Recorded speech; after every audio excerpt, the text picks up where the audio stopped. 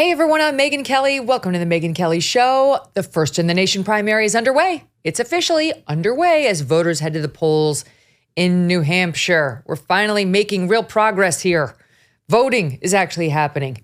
Nikki Haley hoping for a strong showing. Her messaging has gone from I'm going to win to a little more like strong showing, although she said to Fox News yesterday she is going to win. So we'll see. They're a little bit all over the board on it.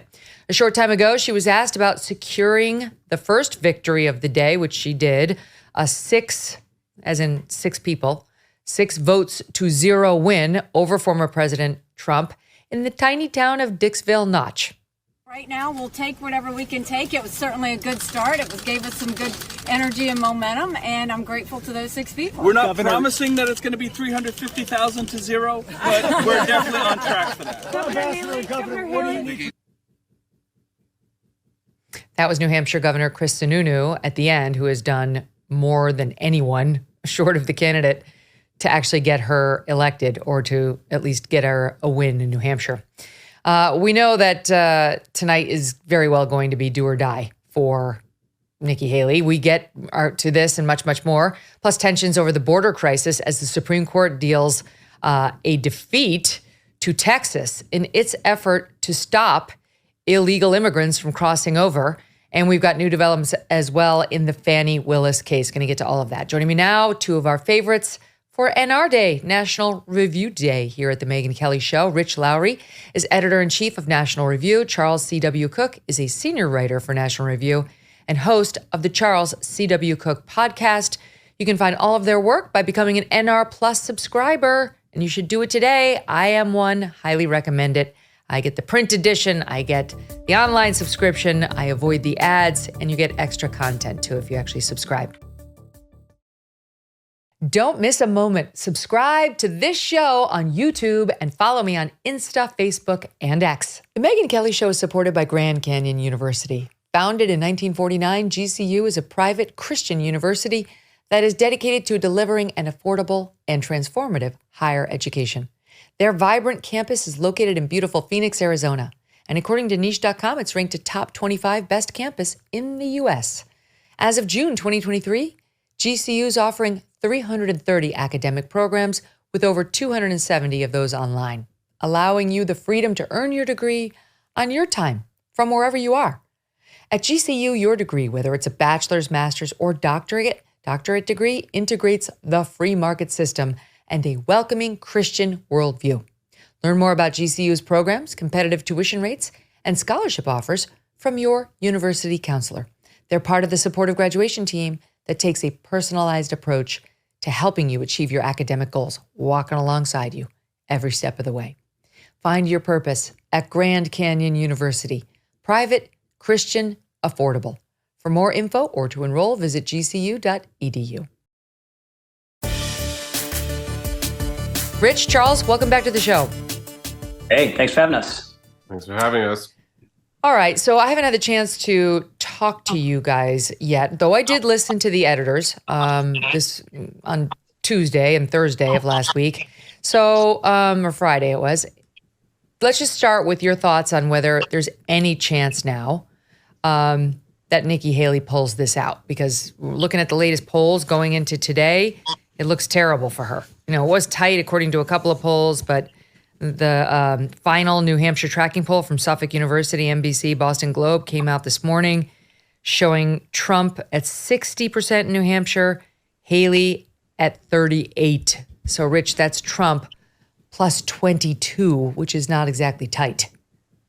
Yeah, so New Hampshire, the polling can be squirrely. The methods of a lot of these polls, there's not like in Iowa, you have the Des Moines Register polls, the gold standard, everyone believes it. You don't have a poll like that in New Hampshire, but every poll seems to be showing the same thing. And this is true in a lot of places, especially true in New Hampshire. It's the momentum in the polling that matters a lot, because oftentimes there's swings in New Hampshire because independents can vote in either primary. That polling doesn't pick up. But the momentum here, the margins with Trump, the momentum is with Trump. I mean, just this thing already feels over, is with Trump. So maybe there's some shocker where every independent in New Hampshire floods into the Republican primary and puts Nikki Haley close or even over the top. The chances of that, very, very, very slim. Charlie, this feels fake, doesn't it? Like, in past primaries, it's like, it's exciting. It's primary day. People are going to the polls. Who's going to win? Even if she wins, we kind of know she has no chance in any place other than New Hampshire in the coming days and weeks. So it feels like fake news to me. Well, I think it does now. I mean, in a sense, it has felt like that for months, but there was always the question of whether it was going to end up being a mirage. Iowa put paid to that, on my part, hope. And now we're in a two-person race. That second person is not going to win the state she needs to win. Seems to me that it is almost inevitable that Trump will be the nominee. That said, he is going to find himself in and out of courtrooms a great deal in the next few months. I think Republican primary voters have forgotten or too heavily discounted this. I just wonder whether there will be some surprise down the stretch, but it's not going to come from Donald Trump losing the primaries to Nikki Haley. Mm-hmm. She, as I said, I've listened to her and Sununu, Rich, change a little bit in their messaging. She was saying, I'm going to win New Hampshire. Then it kind of changed to like she's going to have a strong showing there. Sununu's messaging has changed a little. But then here she is on Fox News yesterday, sounding very bullish. Take a listen to this in SOT 10. I'm running to win this race. And as much as everybody wants to talk about what I'm going to do, at some point, y'all are going to realize that I won this race, and you're going to have to accept when I say I told you so. I don't want anything else. I don't want anything else. I'm running to be president. I'm not going to pull out because somebody wants to be coronated. I'm not going to pull out because they think that I shouldn't be there, because I'm fighting for normal people, and I'll always do that. What do you make of it? Just bravado, like the kind of closing messaging, like I'm a winner, get behind me? Or do you think she's seen some internal polls that the rest of us haven't? Well, they're playing a really close game.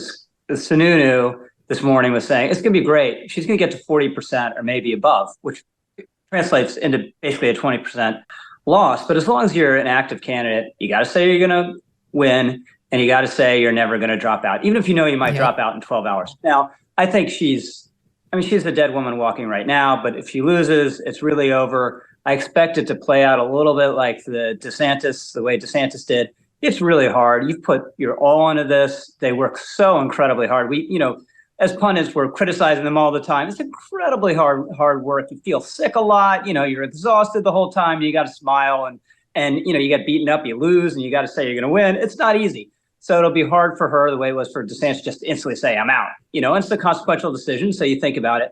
But I would expect her to be out by the end of the week. I don't know why she'd lose New Hampshire, where, like DeSantis was not going to do better than Iowa. Iowa matched up for him politically, given the way he was running in the nomination fight. He had the endorsement of a popular governor. He had an endorsement of a really important conservative activist, both of whom were wholly on board with him. They weren't, nominal endorsements. Same thing with Sununu. My understanding is usually he just says, oh, I endorse you, and then you never see him again. As you say, he's been out there actively campaigning. So if she doesn't win there, or come really, really close there, where's it going to get better? And there are more primaries in the nomination fight that are open to independents than people think. They think like it's New Hampshire, nowhere else. That's not true. But you can't win a nomination just by winning independents and losing Republicans to the front runner, which is what she'll likely do tonight and what she'd do elsewhere. So it's just going to be impossible for her. And I would expect her to drop in fairly short order and also to endorse Trump in fairly short order. Mm-hmm. Charlie, it didn't happen for Ron DeSantis, your governor down in Florida, and a great governor, I think, by all three of our standards. I've listened to you over the past year, really hopeful that he could do it. The audience knows you don't like or want Trump, and then sort of wrestling with some of his failings on the campaign trail. And now, it's like the 5 stages, right? You get to acceptance. There's the bargaining. There's the denial. Now there's the acceptance. I think there are a lot of Republicans who are probably feeling what you're feeling right now. Just sadness and disappointment. Here we go again. We had this guy who probably would have been a great executive, but he didn't have the charm, the charisma, or run the greatest campaign, let's be honest. So now, having had the benefit of a few days after his announcement to look back on where he went wrong, if he went wrong, right? If it could be blamed on him at all, how are you seeing his campaign and how it ended? Well, I say up front, my primary objective in this campaign season was to see Donald Trump lose. Now, had the primaries come to Florida, I would have voted for DeSantis. We had a debate at National Review quite early on, and Michael Brendan Dougherty wrote a piece essentially saying we should put all of our chips in behind DeSantis. I was on the side of not doing that because you never quite know how people are going to pan out. That's one reason you have primaries. So you're right to say I think he's a very good governor of Florida, although I have been critical of him in some ways. It wasn't as if I was DeSantis or bust. I'm anyone but Trump, really. But I think DeSantis made a couple of big mistakes, leaving aside the elements that he can't control, such as that he's short and isn't especially charismatic, doesn't really like campaigning. Those things matter, right? I mean, they do. The taller candidate tends to win the presidency. It's been like this for a long time. But he made a couple of mistakes. And the biggest mistake that he made, in my view, as a Floridian, is that he forgot how he's seen in Florida and why he won so big. He won so big in Florida because he was not regarded as anything other than a normal politician. In the country at large, he was turned into this football, a piñata at times. But in Florida, that's just not how he's seen. He has a moderate record on the environment. He's really into cleaning up lakes and saving manatees and making sure the Everglades are still there in 100 years. Although he has taken on the teachers' unions, he raised teachers' pay twice. He is really good at the bread and butter of politics in Florida, much of which was laid out for him beforehand. The state has no income tax. It has no tax on capital gains. There are constitutional prohibitions on raising fees. But he did all that really well. And he absolutely crushed the number one responsibility of a Florida governor, which is hurricanes. I think it's the best hurricane response I have ever seen was Ron DeSantis' last year, actually 2 years ago now. And then he went on the campaign trail and he talked in this strange online language. Everything was about racism. Everything at his launch, which didn't work, the Twitter launch, he talked about Chevron deference, very dear to my heart. Probably not the first thing you mention when you're running for president of the United States. That's a Supreme Court case in which they're going to decide how big the administrative state should and can be. Go ahead, keep going. Right. And I just think that was a big mistake. Now, I think, as I've said many times, that he was probably not going to win because Trump distorts the electromagnetic field. He's just a remarkable figure, a sui generis figure within our politics. But I think DeSantis would have had a better chance if he had talked about things that most people care about, which is the economy and crime and, yes, education, but did so in a less esoteric way or in less of a way than you would expect to see on Twitter. And I do think that was a mistake. It's almost as if he saw himself becoming a cultural lightning rod, and he saw himself regarded as sort of something outside of the American mainstream, and he decided to run with that. But that's just not how he was seen in Florida, and he won by 20 points here as a result. There's been a debate now about whether he should have been touting the anti-woke thing, Casey DeSantis's jacket, where woke goes to die, Florida. You guys are not woke. I'm not woke. I count myself as an anti-woke warrior and loved everything he said. But I can see the question about whether that should have been the thing he ran on. That, as you point out, Florida's thriving. And, Trump had some tweets, Rich, about how, it's thriving under other governors too. Jeb Bush is really the one who saved Florida. It kind of runs itself now. But Ron DeSantis really changed the voting patterns in Florida, and for a good reason. So he had some things he could have bragged about on the economy, which is the number one thing people care about. Maybe woke plays a 20% role instead of an 80% role, which is how it felt. Yeah, so first of all, I think you just can't underestimate how the performance ability plays in national presidential politics. And there's not one thing anyone can remember that Ron DeSantis said that was funny the entire campaign, right? Maybe the closest I can remember, the CNN town hall he did with Caitlin Collins, and it was after Nikki Haley had messed up her name, called her Caitlin Clark, who apparently is a fantastic college basketball player. So DeSantis came out with the Caitlin Clark jersey to give to Caitlin Collins, which was sort of light or funny, but it was making fun of Nikki Haley. It wasn't making fun of himself. he had a lot of material to use self-deprecating humor, or even after that horrible last debate, he goes with Anderson Cooper for the interview afterwards, and he seemed relaxed. I mean, it was like a transformative thing to see him relax. I don't know what was going on, but he talked at the end about his 5-year-old kid being in the front row in the whole debate and making it to through the entire thing awake. So why didn't he start that debate saying, here's my son, I don't know his name. She's sitting on Casey's lap, and this is the most important metric for me in this debate, whether I'm succeed or not, whether I can keep him awake or whether he's going to fall asleep on me. But that's not his repertoire. He doesn't even think of doing it. And it's the most important quality of president. No, but it's a really important quality for people to identify with a political candidate. Now, overemphasizing the woke stuff, yeah, I think in retrospect he did. I don't think it was crazy what he was trying to do at the beginning, and it went to the big strategic theory of the campaign, which go to the middle of the party, not the middle ideologically, but the middle in terms of feelings towards Trump. MAGA people who are kind of soft on Trump and in theory persuadable to be moved away from him, and convince them that DeSantis is pure and more of a fighter on this cultural stuff than Trump is. And, Trump, he's not really into the trans thing. Abortion, he's obviously been much weaker this time around. But it's just impossible to convince people that Trump is soft on cultural stuff because he's such a cultural symbol himself. And then you get the indictments. If these people are movable at all, maybe they just weren't. But you get the indictments that bond them to Trump. And then his theory was, I'll get these people, these soft Trump voters, and then I'll establish such strength, all the non-Trump people, and they're not a majority, so I got to worry about these people first. The 20 to 25% never non-Trump people will just come to me because they have to. All the other candidates are flaking away and dropping out. So then I have maybe a winning plurality. And that works on paper, but he couldn't get the soft Trump voters. And then Nikki Haley vacuums up the non-Trump voters. And that's why you're 20% in your strongest state in Iowa and 5 to 10% everywhere else, and just done. That's such insightful analysis. I totally agree.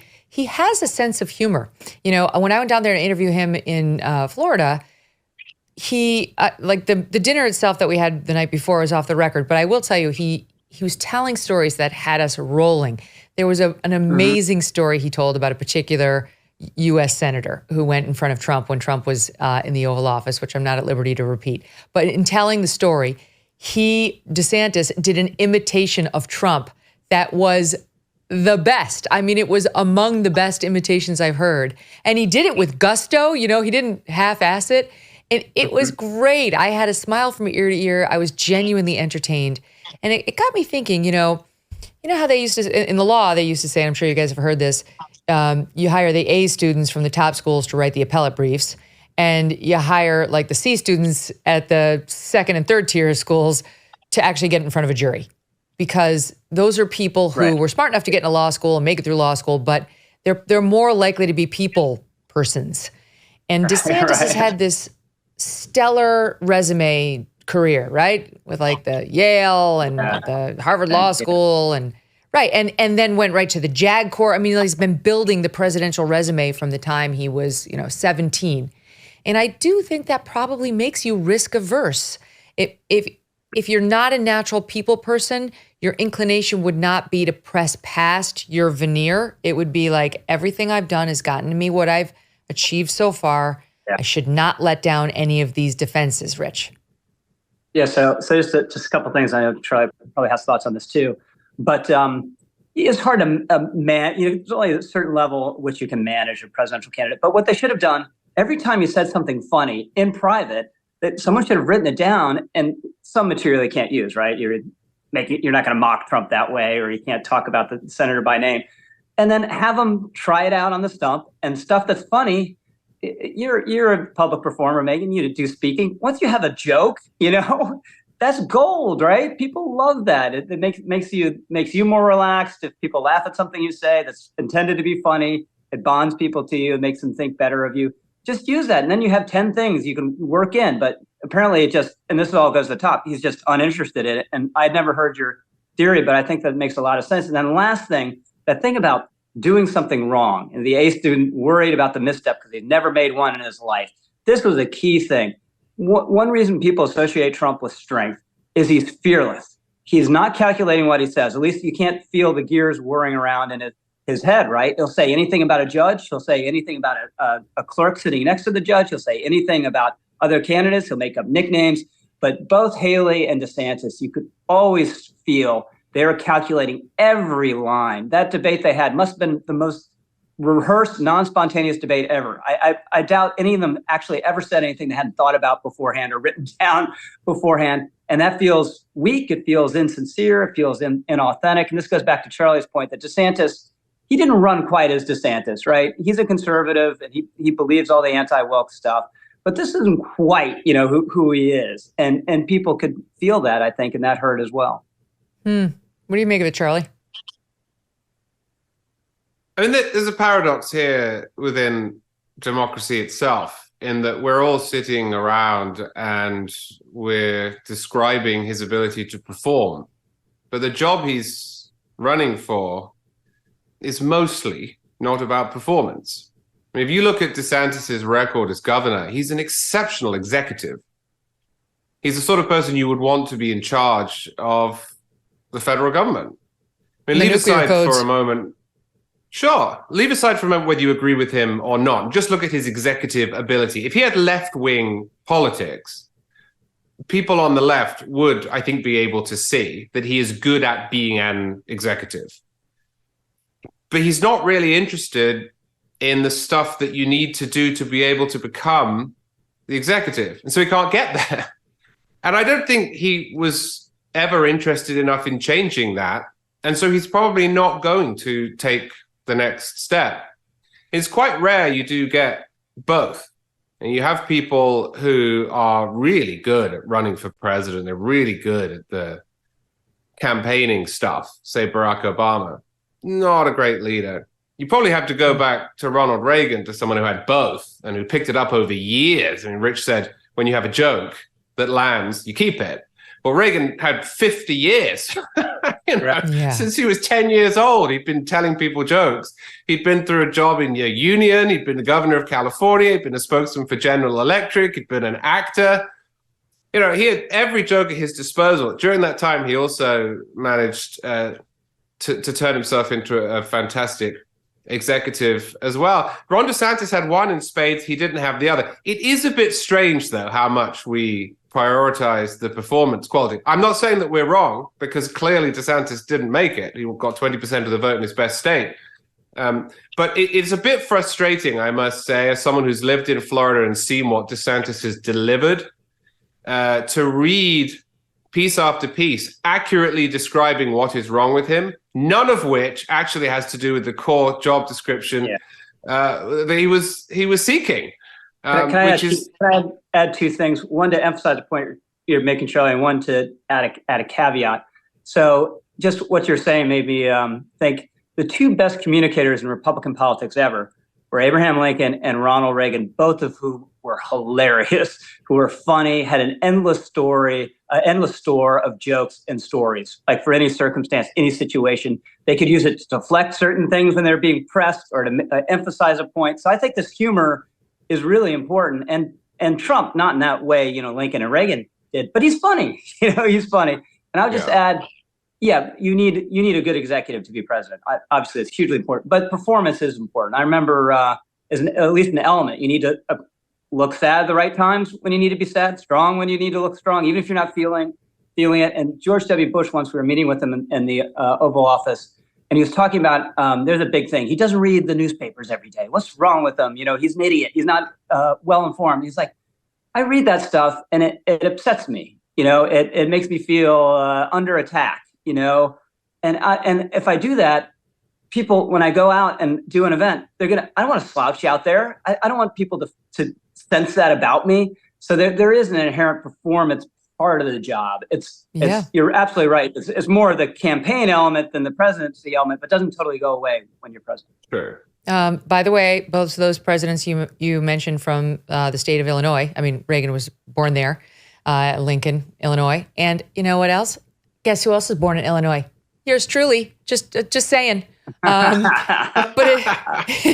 it does. I only know this because my 10-year-old is doing. They're researching the states and the capitals, and he got assigned to the state of Illinois, so he's learning all sorts of things about Illinois. It's not been on the brain. I will say, I've told this story long in the past, but when I was young in journalism, there was a fairly well-known female news anchor who said to me, you should never try to use humor on the air. It's very dangerous to try to use humor on the, like, don't do it. And it, I definitely have a goofy side, and it is part of who I am to use humor. Sometimes it lands, sometimes it doesn't, but it's like an outlet. And I did use humor on the air, and I really think that it helped me, whether it landed or it didn't. People can tell you're in earnest, and they appreciate you kind of trying to make them to entertain them, and that you can see the levity in a situation, and all the more so when you're running for president. And they get that you understand there can be wars and there are people's lives and the economy's in your hands in some ways. But I think I was right in this debate with this news anchor who didn't go on to do very well. And I think Ron DeSantis, he's got the side. That's what's frustrating. If he didn't have it, you guys, I'd be like, well, he doesn't have it. But he has it. He just didn't let it out. Maybe he'll learn. All right, here's Nikki Haley, who I think she tried to use humor. She had an interesting exchange here on the campaign trail that my team teed up. Take a look at it in SOT 11. And you look at what's happening in this election. Yes. Are you going to vote for me?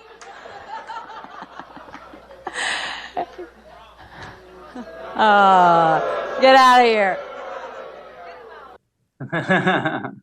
Right? He says he's voting for Trump. Get out of here. Nicely done. Could have been like a more poisonous moment. But I asked this of my panel earlier this week.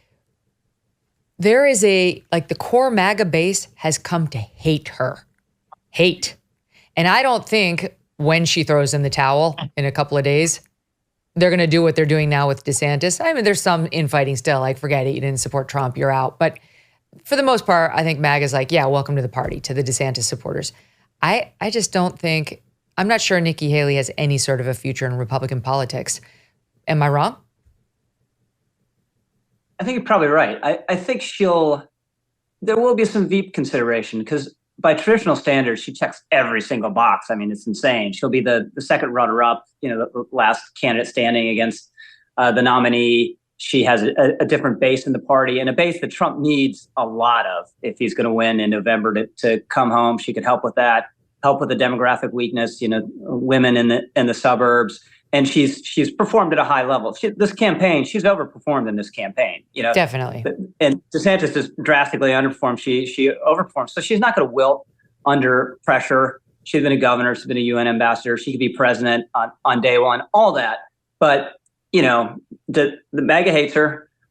Trump, he can't forgive anything. I mean, he holds incredible grudges, but if it's in his interest to forgive, or if you say something nice about him, he will forgive. It's very transactional. But I think the chances are against her being selected. And then we talked about this in the podcast an episode or two ago. Both DeSantis and Haley, 28, it's so long, and DeSantis will have the advantage. He's a sitting governor, and so he recently left office, so it still have a kind of currency. But Nikki Haley, you're saying in 28, he will have left office within the past 2 years.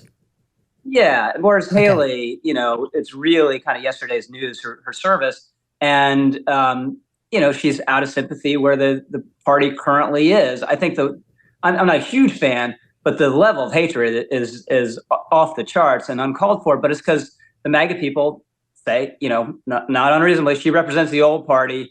Don't pick her for Veep, because you're giving the old party this foothold when we've waged this revolution and taken it over. So why are you going to give it to her? But that's there are many reasons they hate her, but the main one is that they associate her with the old guard. I heard you guys talking about that, and it was kind of depressing to think, I'd love to see Ron DeSantis have an act two in presidential politics. But why couldn't it happen, Charlie? Because when in 2028, he'll have been out of it. Yes, okay, the 4 years of the next presidency. But, and of course, from now until, when does his term expire? It will be in 26, right? 26, right? His term expires in Florida. Mm-hmm. So anyway, he'll been out of office for 2 years. But Nikki Haley left UN ambassador in 2018. What's she been doing all that? She's been working for Boeing and earning, she's been in the private sector. And she'd made a good run of it. So why so pessimistic on Ron DeSantis' ability to resurface as a real contender in 28? Well, I'm pessimistic because, and again, leaving aside the problems that won't go away, such as his height and charisma, he is Charlie, likely the tall to. guy keeps harping. No, on that. look, He's the shortest. He's the shortest. I've come to this view. Podcast, Charlie. Is that what it I've is? come to this view reluctantly because I think it is so silly. And the guy who wrote the Constitution, James Madison, was 5'3". But it is true. Just look at the statistics. America elects tall people. Thankfully, I'm unable to become president, so you can't draft me just because I'm tall. But no, look, I think that DeSantis is going to be in a difficult position, whatever happens, in that if Trump wins, then DeSantis was the guy who didn't do well against Trump. And the Trump candidacy will have been ratified, in a sense, by the American public. If Trump loses, then Joe Biden is going to be president of the United States again, perhaps succeeded within his second term by Kamala Harris. And there's going to be a great deal of upset on the right at what Joe Biden and or Kamala Harris try to do.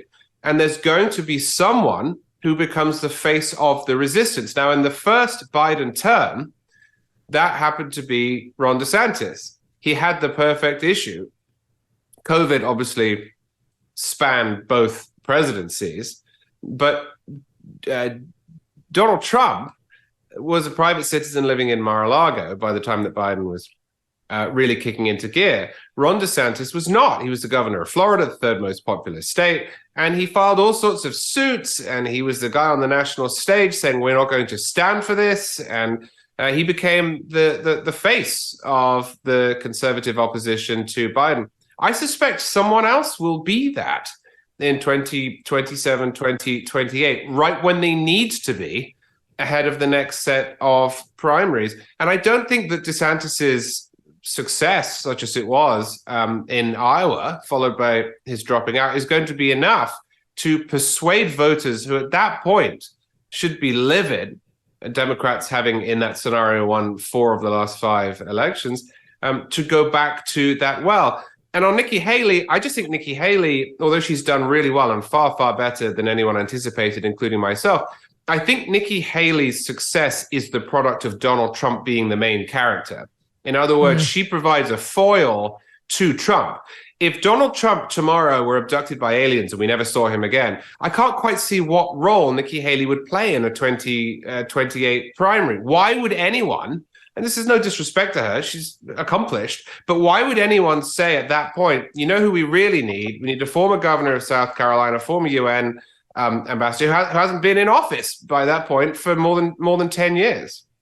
Mm-hmm. And to your point, that poll I mentioned when we started asked her voters, is your vote going to be for Haley or against Donald Trump? And it was basically 50-50, evenly split, 46 and 46 for Haley versus against Trump. Whereas with the Trump voters, 84% said, I'm going to vote for him because I want him. I'm there to support him. Only 10% said, I'm going to go because I don't like Nikki Haley. That's just what's happening with the Republican Party. They love him. They're under the spell. They love the man. They love his personality. They see the problems with it, the temperament and all that, but they've learned to love that too because it's indicative of other characteristics I think that they value. And the lawfare and all that is so much the better for them. I mean, they see the fighter that they love fight even harder. He seems indestructible. His chest gets bigger. His shoulders get broader. He never backs down. He gets in the face of the judges who try to silence him. He cannot be controlled, which is another thing Republicans want to see. They don't want anybody who can be controlled by anyone. That's Trump and so on. And yet I know our mutual friend, Andy McCarthy, is saying over and over, as are many, this is the whole plan. This is the Democrats' plan working to perfection, that they wanted to get exactly the results they're probably going to get tonight in New Hampshire, they got last week in Iowa, and they have been holding their fire, and it's about to unleash, and it's going to be ugly. And if you think Trump's not going to lose his status as the front runner in those swing state polls really quickly, then you don't understand the Democrats' war machine. That's where we will pick it up right after this quick break from your commercial sponsor. I will not have Charlie Cooke read the ad because let me tell you, my only complaint about the editors is, 3 minutes long. I love Charlie, but man, he reads a long ad. But he loves their sponsors. All right, stand by. Going back to the guys in 1 second. I believe in the right to offend, to insult, even to horrify. It's a right. Sorry, but it is. It's not that we're supposed to enjoy it. It's that we should allow it and then we respond in a more persuasive way. It's the bedrock of the First Amendment. The answer to speech you do not like is not less speech. It's more speech. Freedom 2.0 is the unapologetic bottled water company. Yes, bottled water that celebrates the belief in the freedom to speak, the freedom to think, and the freedom to listen. Go to freedom20.com to order your own bottles of Freedom Water and use the code MK to join in with the millions of Americans who celebrate the right to free speech. Try Freedom 2.0 because freedom should never come with a trigger warning. That's Freedom 2.0. That's not 20, not the numeral 20. Freedom20.com. Promo code MK. I've been indicted more than Al Capone, and he got indicted less than me. That's not right. No, these people are crazy. These people are crazy. It's weaponization. It's going after your political opponent. Nobody's ever done this before in the history of our country. They do it in third world nations, but they don't do it here. And I have a feeling maybe it's going to be the last time because people are going to see it at the polls. And somebody said, don't indict him anymore. Please, you're killing us. You're going to indict him right into the White House. We don't want to have that. Welcome back to the Megyn Kelly Show. My guests today, Rich Lowry and Charles C.W. Cooke. Guys, we were all together for National Review last spring on the day of the first indictment. And we talked, I remember, about, how this was just going to send the poll numbers through the roof for him, that he should be on his hands and knees praying for, that Trump should, for an indictment. Lo and behold, it came and, look at us now, 4 indictments later. However, as to part 2 of the Democrats' plan, if indeed this is a plan, I don't know. Sometimes I wonder whether we get too conspiratorial on this stuff, like there's some master Democrats pulling the strings, okay, and then we'll go to Fani Willis and we'll go to Alvin Bragg and then we'll use Jack Smith, or whether they're just that vindictive that on a case-by-case basis, they see outrageous things and they say, that one too, as opposed to like the master plan. Anyway, there's a poll out today, Pennsylvania, interactive polls, showing now Biden up 8 over Trump in Pennsylvania, which was one of the critical swing states that we've been watching where Trump had actually gone up over Biden by a couple of points. Now already he's down by 8, at least in this poll. And there are already some DeSantis supporters online saying, we're doing the wrong thing. Like get used to it because we're going to get a lot more polls like this. And the air and the sail of Trump and his supporters is about to die a slow and painful death, Rich. Do you think so?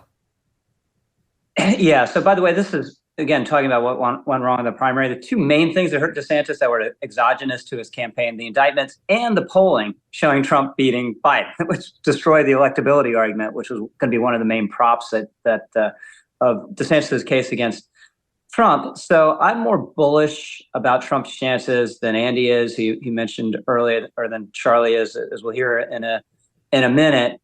I think it's probably going to be a 50-50 proposition in November, and Trump easily could win. But the case you couldn't make, which I think is true, is that this polling showing you slightly ahead of Joe Biden, given his enfeebled state in every single sense, physically, mentally, and politically, the weakest incumbent running for re-election since George H.W. Bush and or Jimmy Carter. That's not great. Just being a little bit ahead is not great before they've started the onslaught, before trials might start, and before you might get a conviction. And a lot depends on how accurate the polling is on a conviction. Now it's catastrophic. Basically says everyone would leave Trump or be less likely to vote for him. I kind of wonder if it'll be like the Access Hollywood tape and for 3 weeks be the biggest thing ever and destroy his campaign, and everyone absorbs it and forgets about it, and we go on. But Trump obviously is the riskiest candidate. He's obviously the candidate Democrats want to run against. They think correctly. They beat him once before. And just a last thing on these trials, whether there's a conspiracy or they're actively talking about this, I don't know. I kind of doubt it. But I am certain that if the polling showed the opposite, and 3/4 of people would be more likely to vote for Trump if he were tried and convicted of a felony, these would all go away. They find some reason for them to go away. Oh, it's inappropriate to do it so close to election. Oh, this legal theory we're advancing is a little too adventurous, and the Supreme Court has been kind of down on it lately. We're not going to do that. Whatever it would be, they would find a reason. So does Jack Smith hate Trump sincerely? Yes. Does Jack Smith think that Trump should be nailed to the wall for January 6th? Yes, totally sincerely. But he would find a reason not to do it if he thought by doing this he would actually help Trump get elected. Of course, he knows, and everyone on the other side thinks that it will hurt Trump's chances, and that's why they want to do it. And just the last thing, I think it's a total distortion of the legal process. I think it's disgraceful, and will give Trump, if he's convicted and loses, the rationale to say it was rigged once again, and he made it all up, not all of it, most of it up, the lion's share of it, most important parts of it up in 2020. But this will be a significant distortion of our process that he'll have a legitimate claim to scream bloody murder about if he's convicted and he loses in the aftermath. Yeah, I was just having a talk with a friend, a woman, who was saying no matter what, before November, we have to make sure to be armed because she's really scared that if Trump wins, the Democrats are going to riot, are going to see Antifa everywhere, plus. And that if Trump loses, his core supporters are going to be so outraged at the lawfare and it having had an effect that they too will take to the streets. Having said that, in general, putting January 6th to the side, Republicans don't normally go out there and riot politically. That hasn't been their thing. It's been more the Democrats' thing. But you never know, Charlie, because tempers are going to be so charged going into this next election. He's right, it's helping him for now. What do you make of Pennsylvania? And do you think these other swing states are likely to move from that Trump into that Biden column as the Democrats really unleash what they're capable of unleashing politically and advertising and so on, speaking? Yeah. I have been encouraging people for months to step back for a moment outside of the bubble that the three of us inhabit and say out loud the sentence. And of course, once Trump had been indicted multiple times, his nomination was guaranteed. And just think about it in any normal circumstance. It's preposterous. I'm not saying it's not true. Within the highly politicized bubble that we occupy, in which Trump is a star, that Republican primary voters and influencers live in. But it is crazy to most people. Now, I don't know whether this was some grand plan or whether it's various prosecutors or groups acting on their own volition or whether there's a little bit of contact, whatever it is. You cannot force the Republican primary electorate to nominate someone. They chose to do that. Again, I think that is what happened, but there's no mechanism that guarantees that outcome. People in Iowa and today in New Hampshire, and if the primary continues, subsequently in South Carolina and Nevada and everywhere else, have to acquiesce to the impetus that they have been given.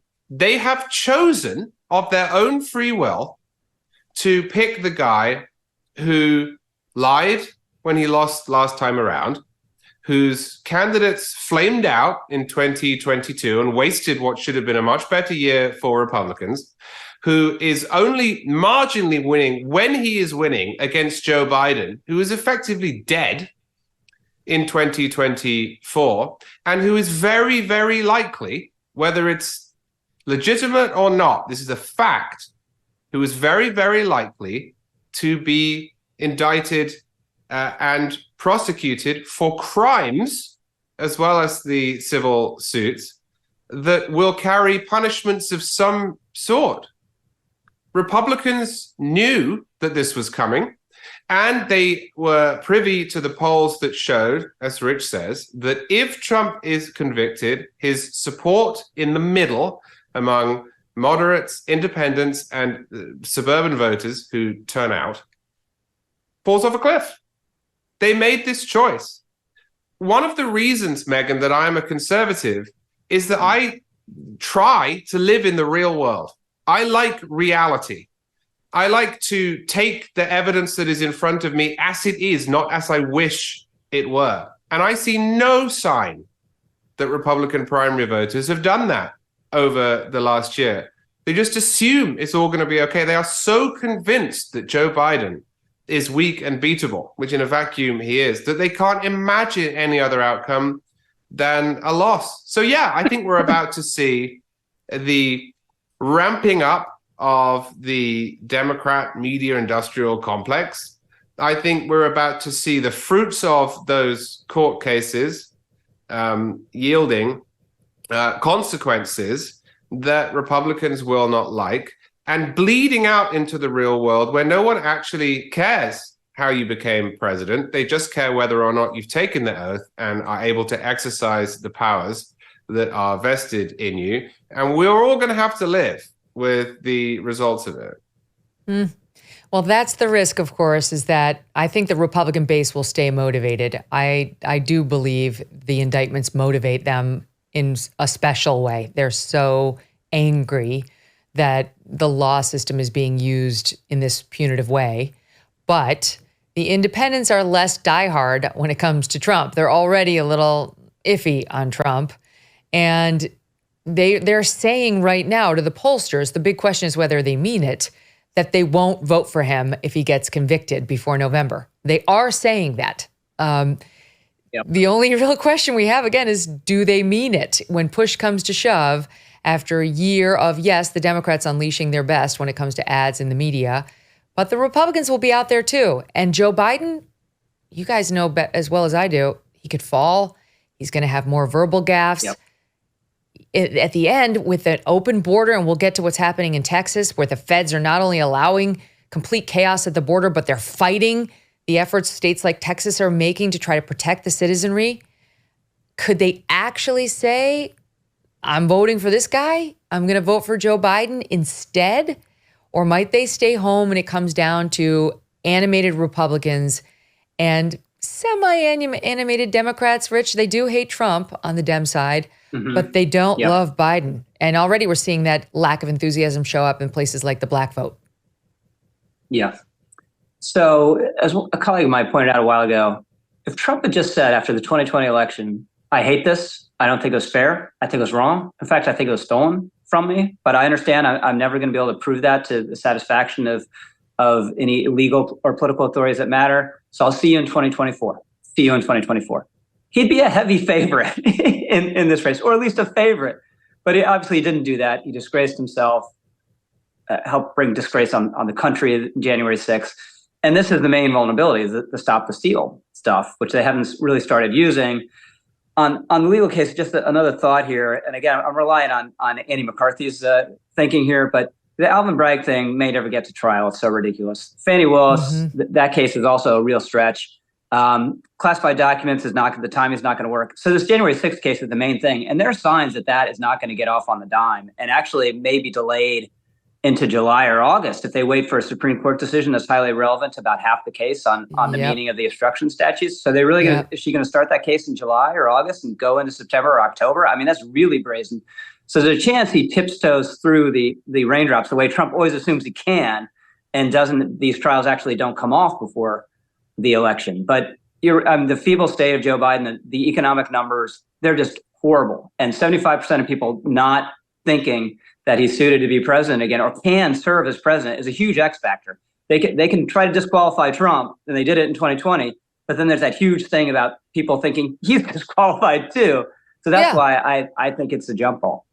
look who's over there. Well, that's actually where we're going to pick it up right after this. I want to get to what's happening in Texas and the Supreme Court ruling, but there's a very interesting bit in the New York Post today about Michelle Obama and a possible switcheroo. We'll start there and we come right back. Don't go away, guys. True or false? Using your tax refund to pay off credit card debt is a smart thing to do. False. That's not true. donewithdebt.com published a strategy designed to let you keep your hard-earned tax refund and reduce or eliminate credit card debt. Most Americans owe thousands in credit card debt that will take years to pay off, if at all. Done with Debt found that filing bankruptcy is usually not the answer, and that taking out loans to pay off credit cards usually increases debt. When you engage Done with Debt, their legal experts and skilled negotiators will take on the credit card companies for you. Their winning strategies are designed with one goal: solve your debt situation quickly and permanently. First things first, chat with a Done with Debt strategist and explore your solutions. No judgment, they're there to help you. Some debt fighting strategies are time sensitive though, so you're going to need to move quickly. For a free consultation, visit donewithdebt.com. That's donewithdebt, DEBT.com. So, guys, we saw Michelle Obama surface for what seemed to me to be a totally pointless interview on a podcast the other week, in the past 2 weeks. And she's not promoting anything. It was a real question about why she got out there. She mentioned she's terrified at the prospect of Trump being reelected.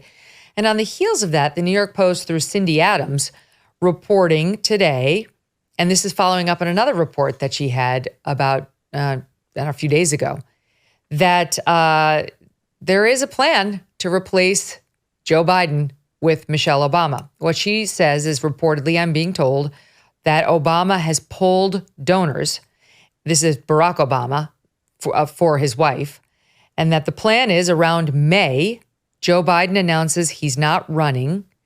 And this will that allow the August convention for Michelle to get nominated at the August convention. That they don't want to do it any earlier than May because it would make Joe Biden a lame duck.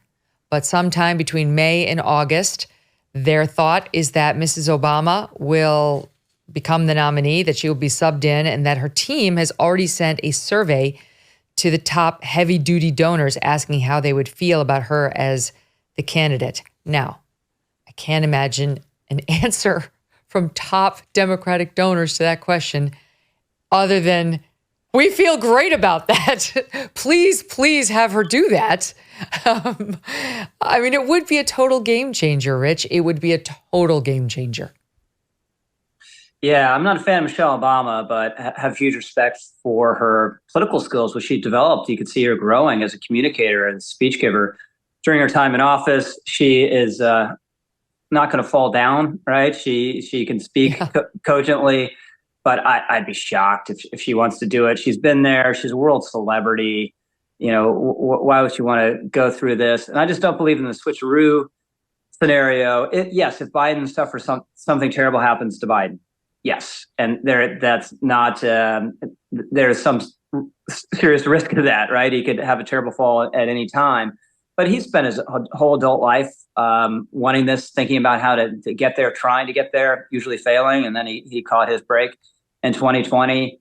There's no way he's going to give it up voluntarily unless he and Jill really take a serious look and realize he's not up for it physically or mentally. There's no sign they're going to do that. And if he doesn't want to do it, doesn't want to go, there's no way to leverage him out. Because I was talking to a Democrat about this a while ago. They said you can send Chuck Schumer, Nancy Pelosi, James Clyburn, who made him as the 2020 candidate or resurrected his campaign, and say, Joe, great job. You saved democracy. You've transformed our economy. You're going to save the planet through your electric car initiatives. But it's time to go. And you would just say, no, make me. How are you going to make me? And their option at that point would be to go out and at a press conference say he's not fit to be president anymore and he has to go. Are they going to do that? Because he could still not go, and now you've fundamentally damaged him and he's going to lose to Trump. No, they're not going to do it. So the way to switch Biden out would have been to run someone serious against him. They weren't going to do that. They never had any interest in doing that. And now they're stuck with him, and may, even though I think they're aware of his weaknesses, may think there's no good alternative because Michelle Obama's not going to do it. So maybe Kamala Harris is going to do it if you're going to switch him out. Is that really an improvement? And what would this convention look like unless you have a consensus candidate? It'd be a huge risk, hugely complicated at a time when he's running against this guy they consider a threat to democracy. So I think they're in with him and into the end for better or worse. If it's true, Charlie, that the Obamas are polling big money donors on whether they would like to see Michelle run, then it does telegraph some interest. If it's true, we don't know. This is what the Post is reporting. Then it does telegraph some interest by the Obamas, which I do think many Democrats, if not most, would see as a huge lifeline. I don't know. I don't see Joe Biden voluntarily ceding power either. I've said that all along. But if you have a scenario in which the New York Times, the Washington Post, NBC, MSNBC, CNN are all piling on with he has to go, save America, your final patriotic duty, cede the mantle, to the next generation. And also it's anti-Black if you don't, right? They'll add that in too. I could see a scenario in which he gets effectively forced out. Well, I can't. I think that the Democrats are in a difficult position here because Joe Biden is weak and senile and regarded by the vast majority of the electorate as too old to be president. In fact, majorities say that they suspect he will die in a second term, which is a situation voters haven't been asked to contend with since at least Franklin Roosevelt.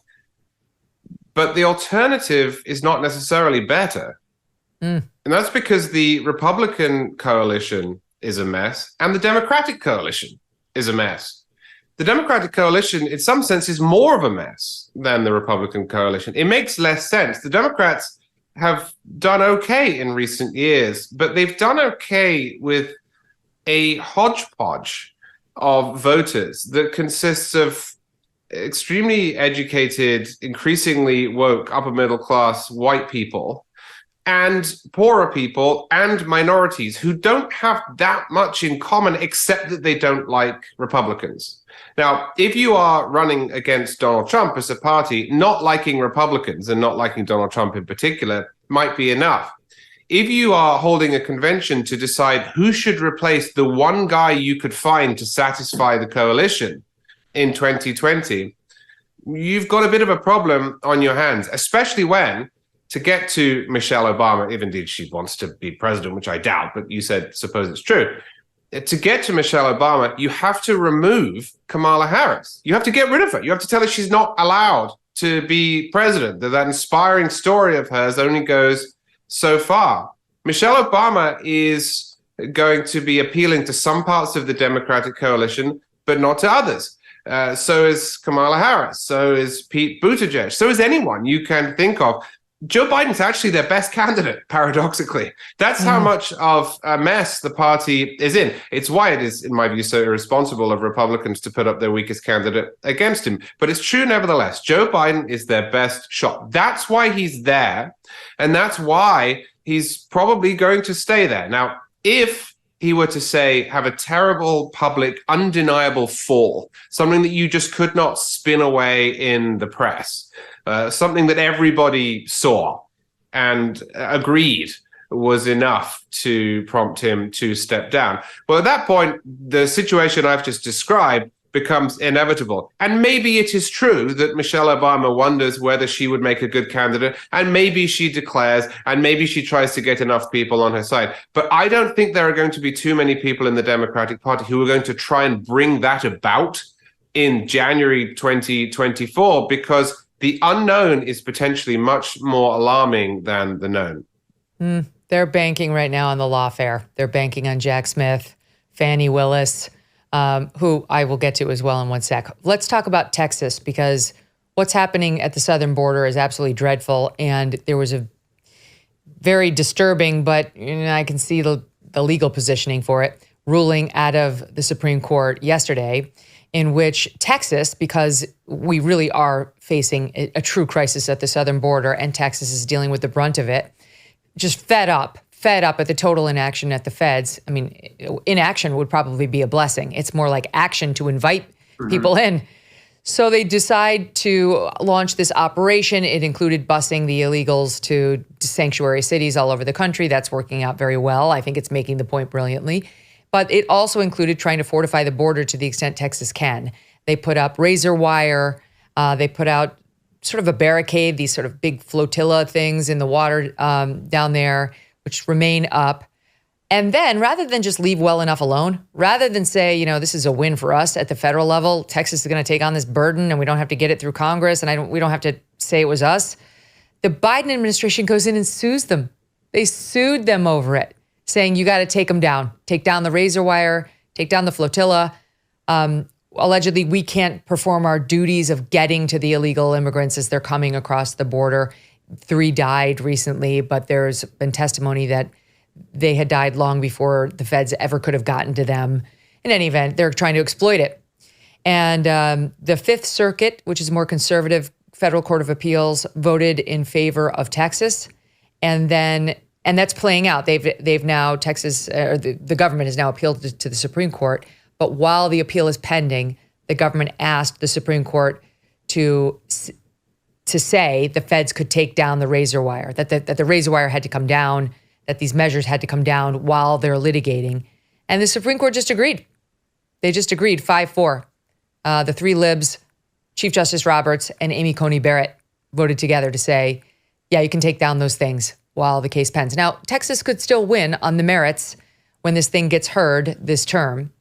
But there's no question it was a blow, and it doesn't bode well for Texas that Barrett and Roberts voted this way, Rich. I don't see this as a politically good thing for Joe Biden at all, but it's just so far beyond the politics of it. I mean, really, the country's changing by the second. And there's already a crisis in city after city that's affecting kids. Right. They're not doing anything about it. Yeah, so on the legalities here, I need to read the Fifth Circuit opinion. I have it, but to the extent I follow this, the Supreme Court has been pretty adamant, pretty clear that just the federal government has total authority in the area of immigration enforcement. Now, what's perverse, right, is this is immigration non-enforcement or active lack of enforcement.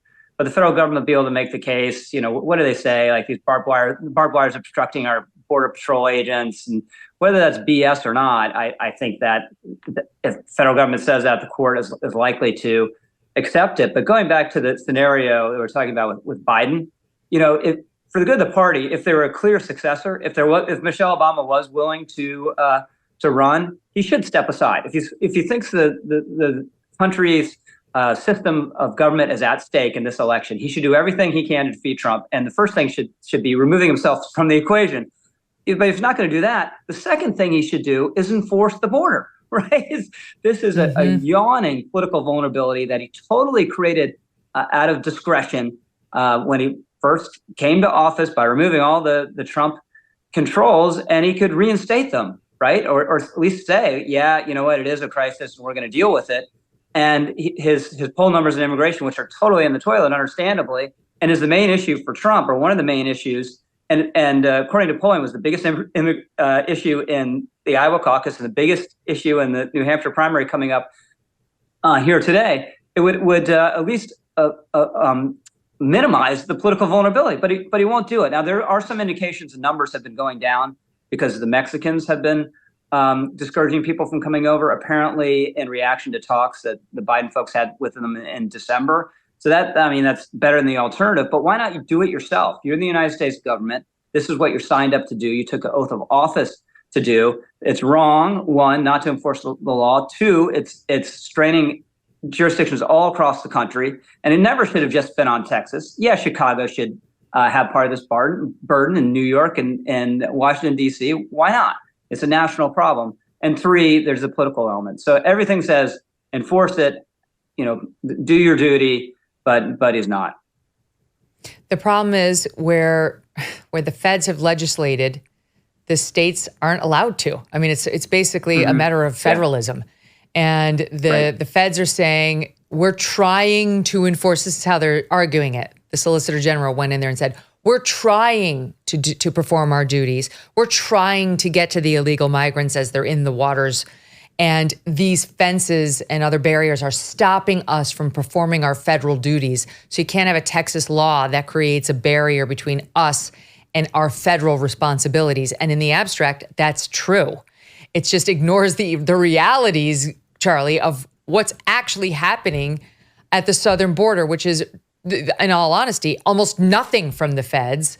I'm sure the Border Patrol would like to do more, but they don't have the go-ahead from Joe Biden. In fact, the Biden administration has all but given a green light for people to run across the border as long as they scream asylum, asylum. Well, I think it's slightly more perverse than that. You mentioned legislation. It is true under our system of government that the federal government in this area trumps the states. That's a foundational principle within this area, which is covered by an enumerated power. But the executive branch is not following the law that Congress has written. And so what the executive branch is asking the states to do is not follow the law as it has been determined by the federal legislature, but follow the law as it is being interpreted, and in my view, misinterpreted or not enforced by the executive branch. That's a really weird problem to grapple with. It's a problem that starts in the White House, that is also to some extent on Congress's shoulders, because if Congress grew a pair, it could start to deprive the executive branch of things that it wants in exchange for enforcement. I'm actually less critical of the Supreme Court on this than others, especially of Amy Coney Barrett. I've seen a great deal of slings and arrows lobbed her way. I think they're premature. As you noted, this is not a decision on the merits. The merits were never reached. The question here is what happens before the merits are reached. I know that Amy Coney Barrett has criticized what she calls the shadow docket and the changing of policy without any explanation.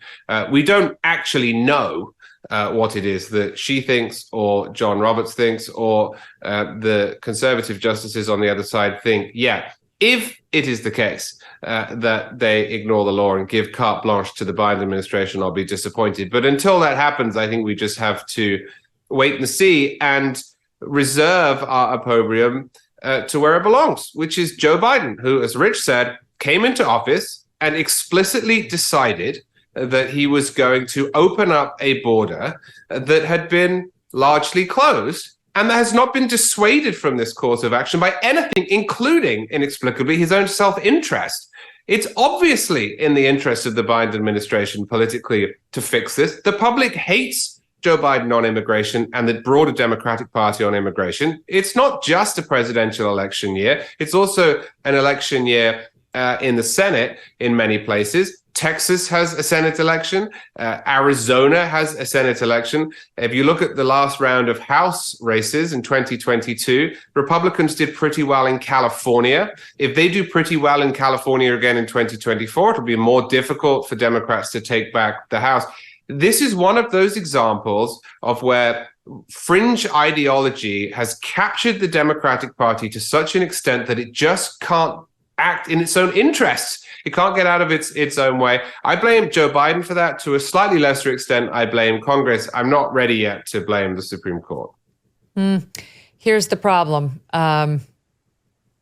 You can't have what's happening now in some pockets of the Republican Party, which is folks like Chip Roy saying, ignore it. Ignore the Supreme Court ruling. And even Governor Abbott of Texas saying, he's suggesting to me, you tell me how you read this, that he's not going to follow it. He posted on his X account, this is not over. Texas's razor wire is an effective deterrent. I will continue to defend Texas's constitutional authority to secure the border and prevent the Biden administration from destroying our property.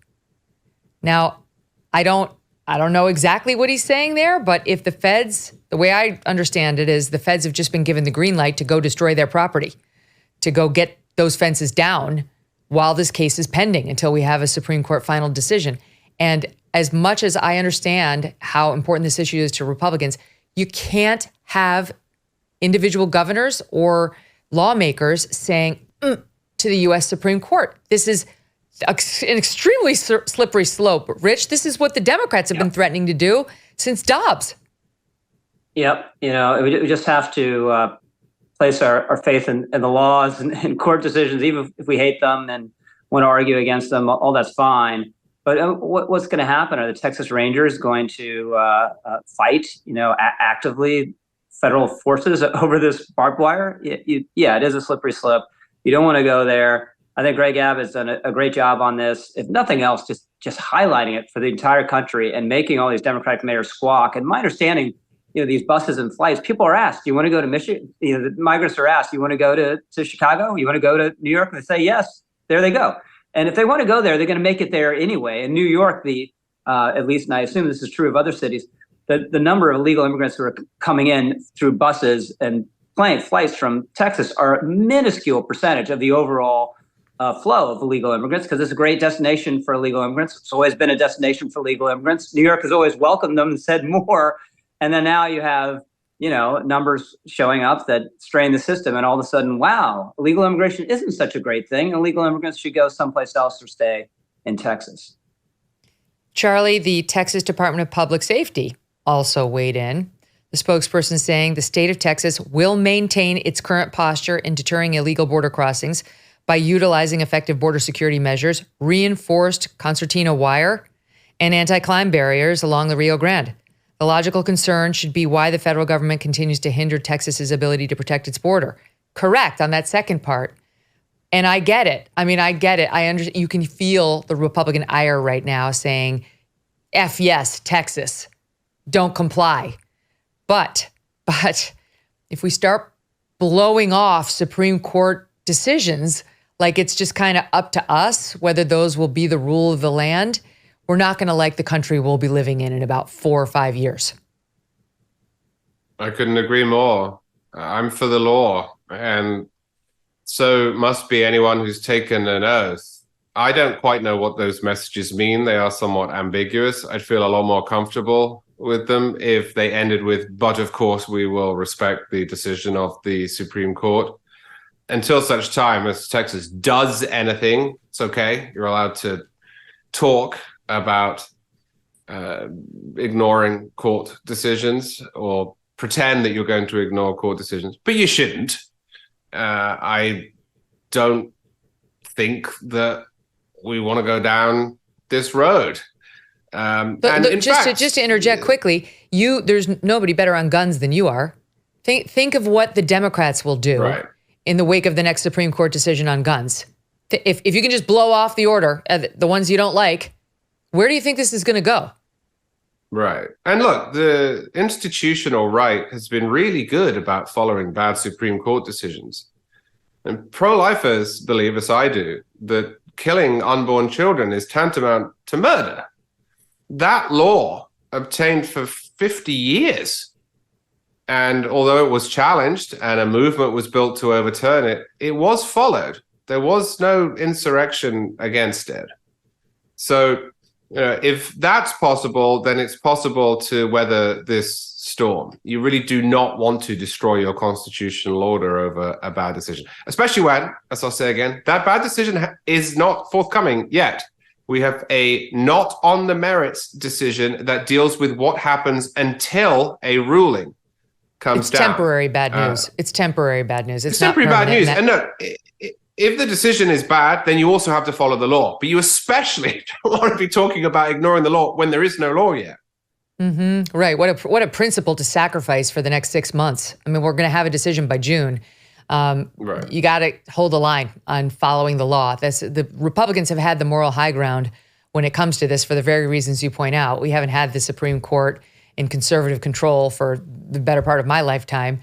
And now is not the time to start saying you can ignore Supreme Court decisions, just as there is a conservative majority. Just wait, just hold the line. I don't know what those statements mean either. I can read the Chip Roy one pretty clearly. Don't comply means don't comply. Though, so far as you point out, no one's No one's done anything. Here's the thing that is pretty galling about all of this, Rich. The Biden administration, Biden came out and he was just asked, is the border secure? And he said, no, it's not secure. And I've been saying for 10 years, it's not secure. Karine Jean-Pierre was asked about it this week too. Is it secure? Whatever. And her messaging is, it's such a problem. And like those Republicans, they won't do anything. They just, we've proposed deal after deal and they won't do anything. And it's really unfortunate that we don't have willing partners. Yeah, I'm actually doing a pretty good imitation of her right now. I know. and this DeSantis would be laughing at your impression, Megyn. I'm not as good as when you run for president, that one's going to kill on the 12th.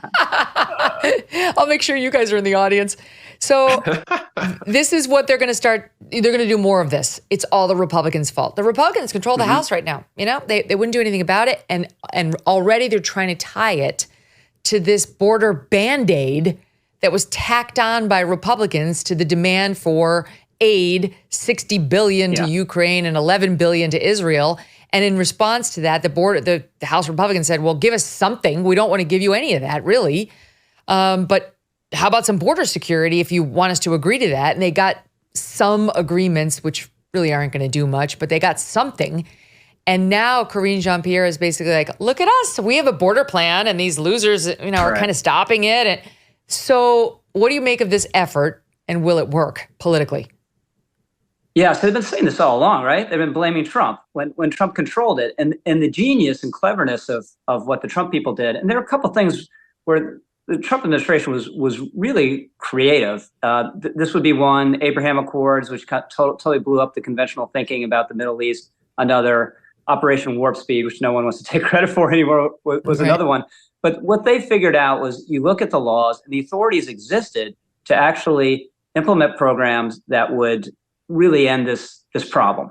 And that's how you get returned to remain in Mexico, because the name of the game is not letting them in the country in the first place, because once they claim asylum and get in, they're not going to show up for all their hearings. They're certainly not going to show up for a deportation hearing. They'd be morons to do that. So once they're here, they stay, and everyone knows that. So you got to keep them out. That's the point of remain in Mexico, safe third-party agreements. If you're really being politically persecuted, which is supposed to be the standard in Guatemala and Honduras, as soon as you walk into another country, you're not going to be politically persecuted in that country. So you're supposed to claim asylum there, not walk through 3 or 4 countries and come here, right, for some reason to claim asylum, which is clearly because you want a job here. So they figured all that out, had a system that worked. And, Title 42 played a role, obviously, but arguably not necessarily the most important. And they blew it up. They ripped it up. They don't need Congress to tell them to do it. They don't need Congress to give them more money to do it. They could do it, right? They could do it right now. And they don't want to. And that's, Charlie got to this. They've become ideologically extreme on this question. Bill Clinton used to be anti-illegal immigration. Barack Obama, they're kind of BS, but their deportation numbers that were supposedly really high because they changed the accounting on them to make them seem high because they realized that's something you should do. Biden's the opposite because a de facto open border has become Democratic orthodoxy, like being pro-choice on abortion or pro-affirmative action. It's something that you just don't want to cross the left on. At least Joe Biden does it. So this whole idea that Trump messed it up or it's been a problem for 20 years. No, Trump figured out a way to fix it. They ripped it up. They don't need permission from Congress or anything from Congress. They could drastically alleviate this problem on their own, and they don't want to do it. This is like remember when they tried to say that Republicans were the ones who wanted to defund police. This is not going to work. Yeah, right. It's that level. The reality is too in your face, no matter where you are, for people to buy this lie that this is a Trump problem. Just look at the numbers of crossings. People are experiencing it in a personal level now at their schools, in their towns. You look at this Brooklyn school where they kicked out the students for a night so that the illegals could be moved in. They're just feeling it. You got the governor of Illinois begging for mercy now, even though he's a sanctuary guy. Like, no, there'll be no mercy. There's no mercy until Texas gets some mercy. How about the southern border states? And Bill Malugin of Fox News has been doing a great job with all of his reporting on it. And he's bringing home the reality of, yes, of course, the fentanyl deaths, which is not, it's largely illegals, but it's also American citizens. But the problem is the border, wide open and being smuggled in. And then you've got the crimes. This was just one example he tweeted last week about Virginia. a Honduran illegal immigrant charged with the sexual abuse and, quote, carnal knowledge of a child in Virginia. The guy was caught and then released from a Fairfax County, Virginia jail without notice to the feds because it's a sanctuary jurisdiction. They ignored the ICE detainer request on this child molester because being a sanctuary city is more important to them. So they released this guy who likes to rape little children back into the community. I mean, that's insane. Not the only one, of course. Actually, Peter Doocy asked Karine Jean-Pierre about this case on Monday. Let's take a listen to that. SOT 14. They released an illegal immigrant from Honduras who was charged with sexually assaulting a Virginia minor and production of sexual abuse material. Doesn't that go to show that as record numbers of people appear at the border, you guys have no idea what kind of people are coming into this country? Let me just say, first of all, this is why the president is having negotiations with the Senate, senators, Republicans and Democrats, right, for the past couple of weeks to deal with what's going on at the border security, right, as it relates to border security. This is why the president on day one put forward a comprehensive immigration plan that more than 3 years now, Congress didn't do anything about. There's more work to do. There's more work to do. We understand that. We have said that. You've heard that from the president on Friday. We understand that there's more work to do. We need more resources. We need more funding. There's more work to do. You're talking about the rape of a child, okay? No one wants to hear your stupid, there's more work to do, right? Right? There's like a lot of, and there's another report. This is Bill plus Daily Wire. Illegal immigrant from Haiti charged with raping a developmentally disabled person in Boston, released from the jail back into the community because it's a sanctuary jurisdiction that will not cooperate with ICE. So they do not honor ICE's detainer notification saying, this is a criminal, let us know when this person they won't honor it. And these are the cities that are begging for mercy now. It's a no. You'll get no mercy. Why should we have mercy on them? This is becoming an issue that people understand on a gut level, Rich. I just think they're playing with fire right now. Yeah. I mean, releasing someone like that, sexually abusing a developmentally disabled person, I mean, it's infernal. It's you can smell the sulfur. What's wrong with these people? It's disgusting. And you're right. You know, as we talked about, it's been felt in every community. And there's a sense, community, people feel invested in their community, right? We've seen really moving statements from African Americans in Chicago. That's our community center, right? Now, are they hateful people because they feel a sense of ownership about it? Are they hateful because they think their neighborhood in some sense belongs to them? No, that's a deeply human instinct. And everyone feels wronged if you think the community belongs to you and your community has problems and it's, you know, trying to take care of itself. And people who don't belong here, who violate every rule to get here, all of a sudden are bussed in and it's given to them. That's just deeply offensive to people naturally, right? And people are going to feel that in Martha's Vineyard. They're going to feel it in the South Side of Chicago. And this is not just this. It's been a border problem for a long time, and not just a border problem. You know, these illegal immigrants, they go to other places in California, New York, and big cities, but it's been felt immediately in numbers that are impossible to ignore, such that you have sanctuary city mayors and governors saying, no mas, no more, we can't handle this, which goes to the point that there's a cost to illegal immigration, right? Which is what immigration hawks or restrictionists, the argument they made for a very long time. You got to pay for the medical care, you got to educate their kids, if they have more kids when they're here, they're eligible for welfare. So the cost to all this, and they've been considered also hateful people and wrong-headed people for pointing that out. But now all these progressives are feeling it in real time. Plus, Charlie, she didn't answer the question. His question was, doesn't this show you don't know who's coming in? Yeah, we don't know who's coming in. Then we set them off onto the community. And then when they commit additional crimes, these sanctuary cities don't cooperate with federal authorities who would like to actually potentially deport them. So the whole system is meant to endanger. That's how it looks, meant to endanger actual Americans. Yeah, you know what I don't understand about this, just strategically, strip out for a second the moral questions and just look at it purely apolitically. I don't understand why they can't even concede that. So the sanctuary city setup is the product of a Supreme Court decision from the 1990s called Prince versus United States. It was actually about guns. The question in that case was, do local or state authorities have to enforce federal law? In other words, can Washington, D.C. say that the state of Florida police officers have to enforce federal gun laws? And the answer to that question in that case, that was written by Justice Scalia, was no. He said, if you look at the structure of our Constitution, although the federal government can enforce federal law in the states don't have to help them do it with their own treasure and personnel. And so on what became a gun case has also been used to justify sanctuary cities. Now, I don't think there's anything wrong with that decision, but the decision didn't say that the states can't help. I mean, if the states want to help the federal government, they're allowed to do it. And I don't understand why, even if you have some weirdo ideological reason for not wanting to help enforce the immigration laws, I don't understand why jurisdictions that have in their possession a rapist or a murderer don't say, all right, but in this case, we're going to help the federal government. We're going to hand this guy over to ICE. And I don't understand why, when she's asked about it from the White House podium, Karine Jean-Pierre, even if she is completely in hock to that same weirdo ideology, can't say, do you know what? This is a good example of the sort of immigration enforcement that we really need. Why can't she concede that? To me, it makes them look so zealous that I just don't trust them on anything. Yeah, you shouldn't. I agree with you.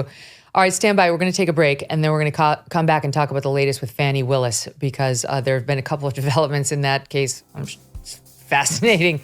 She's in a lot of trouble. Stand by. Sorting through your expense tracking, estimated payments, and all those deductions is overwhelming. It might lead to a failure to file or failure to pay penalties that pile up on your tax debt. Here's an idea for you. The attorneys at Tax Network USA have been lifesavers for many. Their team has successfully saved clients over $1 billion in tax debts. Whether you're in the hole for 10 grand or staring at a $10 million debt, they are there and ready to help you. Even if you haven't filed in 1, 5, or even 10 years, the expert attorneys and tax pros at Tax Network USA are equipped to secure the best settlement for you and to help you resolve all tax cases, no matter how they started. Go to tnusa.com/Megyn, tnusa.com/Megyn, or call 1-800-245-6000. Contact them now, as these tax debt relief programs are expected to change. Again, it's tnusa.com/Megyn, or just call 1-800-245-6000 and tell them Megyn Kelly sent you. All right, guys, so an update in this Fani Willis investigation. She's the DA prosecuting Trump for alleged RICO violations in the Atlanta area, and she's under fire herself now for allegedly hiring a special prosecutor with whom she was sleeping. Her, quote, paramour is the allegation in legal papers, and paying him more than she's paying the other special prosecutors. That's the allegation. And then going to places like Aruba, Jamaica. Ooh, I want to take you. And he allegedly did. He took her to Aruba and to Napa and to Miami. And they cruised Royal Caribbean and some other line, and on it goes. All while he was getting paid by the taxpayers, thanks to her, and getting paid a lot more. I mean, $650,000 so far, in the same time that she was earning only $200,000. So the allegation is that it's sort of like a vendor kickback scheme where I hire this vendor and I give him a pretty paycheck, and then before you know it, he's giving me extras that let me go to Aruba when I normally couldn't afford that on my DA's salary. So they had a hearing yesterday in which the judge did unseal the marital divorce records that Nathan Wade, the special prosecutor, is going through right now. As far as I can tell so far, though not all of it has come out, nothing new was learned. We already had received the headlines from the credit card receipts that his soon-to-be ex-wife released to the public, showing him buying the tickets for Fani Willis to Aruba on Royal. I mean, it's pretty, as evidence goes of an affair, it's pretty dead to rights. It doesn't actually show them sleeping together, but It's as close as you can get. And neither Fani nor Nathan Wade has denied an affair. Now, all of this as you get even the New York Times weighing in with a report pointing out Fani Willis ran for DA with the slogan, "Integrity Matters," frequently pummeling the incumbent, her former boss, with accusations of ethical lapses. In a letter to Fani Willis just this past Friday, the county commissioner, quoting here from the Times, Bob Ellis demanded documents from her in an effort to determine whether county funds paid to Nathan Wade were converted to your personal gain in the form of subsidized travel or other gifts. On Saturday morning, Norman Eisen, special counsel for the House Judiciary Committee during the first Trump impeachment, who's been vocal in supporting this Georgia prosecution, called on Mr. Wade to step down, saying this whole thing has become a distraction. And the New York Times adding, at the very least, the revelations have raised questions about Ms. Willis's motivation for hiring Mr. Wade, a legal generalist who appears to act as a sort of player manager for the prosecution's team. A review of his more than 2 decades as a lawyer by the New York Times also raises the issue of his qualifications. And they go through page after page of how he's never tried a RICO case. He's never been a prosecutor pushing felony cases. He's been a criminal defense lawyer. They have real questions about what he's doing on this team, besides the fact that he appears to have been stooping Fani Willis. So ask a different legal expert and you'll get a different answer. But I'll tell you, they started with Stephen Gillers, who's the god of legal ethics, Rich. And he's the one who said, if all of this is true, she's in a world of hurt and trouble. So I don't know that she's committed a crime. I don't know that the case against Trump or the others falls apart. But I really don't see a way in which Fani Willis stays as the prosecuting attorney on this case. Yeah, I mean, obviously, I don't know the legal niceties, but it's grotesquely unethical on its face, right? And another Trump enemy bites the dust who's been celebrated. Maybe she wasn't celebrated at the level of Robert Mueller or Michael Avenatti, but it's that sort of flame out. Robert Mueller knew everything. You couldn't mess with Robert Mueller. We don't know what Robert Mueller hasn't been revealed. Yeah, he's going to nail Trump to the wall. The walls are closing in. Then you get his congressional testimony. And it's like, this is an old, confused man. There's no way he was making the decisions here. He doesn't even understand the intricacies of his own investigation. Avenatti, of course, wall to wall on CNN. No one knows how to combat Trump. Like Michael Avenatti, he's in Trump's head. This case is going to bring Trump down, and then he's in jail. And I don't know whether Fani Willis is going to go to jail. But what an embarrassment! What a clown and a moron she is. And does the case collapse because of this? I don't know, but maybe not. But it should never have been brought. I mean, this thing is a sprawling stretch of this RICO statute, which is broad, I think ridiculously broad, but you shouldn't be taking advantage of the law and trying to stretch it to nail one guy. And in this case, obviously, there's more than one guy, but it's all at the end of the day about one guy. And that's what we're seeing. I think the classified documents case, they have Trump dead to rights. Maybe you don't get him on the documents, possessing the documents themselves, because Hillary did it and Joe Biden did it and others have done it. But the obstruction related to that, if any of us did that, you'd be in big trouble. So that's totally fair game. But you bring that, it's a complicated case, and it's going to happen after the election, right? Instead, there's a rush to be the hero, to be the one that brings Trump down and nails him to the wall. And that's just not how the law is supposed to work. And now we're learning there are other ways in which the law is not supposed to work, but it has in her office. No, a prosecutor under the ethical guidelines that govern us all as lawyers is supposed to behave in a way that avoids even the appearance of impropriety, even the appearance. She's clearly violated that legal ethic and more, given the kickback scheme. I mean, just bringing in a special prosecutor with whom you're having a sexual relationship would violate the appearance of impropriety. And even she ran for office saying she wouldn't do that. And that doesn't even count the money that she's been paying him as compared to the other prosecutors, and him giving her what appear to be kickbacks with all these trips, Charlie. Just one other detail that I wanted to offer. They want to take her deposition in this divorce case, Fani's. She's saying that's an attempt to oppress me. I am oppressed by your motion to take my deposition. The court has said, look, you haven't taken Nathan Wade's deposition in this divorce case, and he's the husband. So let's do that first. And if Fani Willis has particular information she can bring to or add to what we get from him, then I'll handle that then. And there's just an interesting detail. An attorney for Jocelyn Wade, who's going to be the ex-wife, took issue with the fact that now they are Willis's team, Fani Willis's team, submitted in a recent court filing. They don't want her to be deposed, saying Wade's marriage was irretrievably broken long before Fani Willis entered the picture, suggesting his estranged wife, quote, confessed to her own adulterous relationship. And Fani Willis is the first one to raise this in Nathan Wade's divorce case, not Nathan Wade. And the lawyer for Jocelyn Wade came out and said, this is the first this has been raised after 783 days that this case has been pending. Fani Willis is the first to raise it. Quote, I have questions. It's all getting very unseemly, doesn't reflect well on Fani, but is it anything more than interesting grist for the GOP media mill? Well, Trump is certainly very lucky with his enemies, many of whom it seems start behaving like him.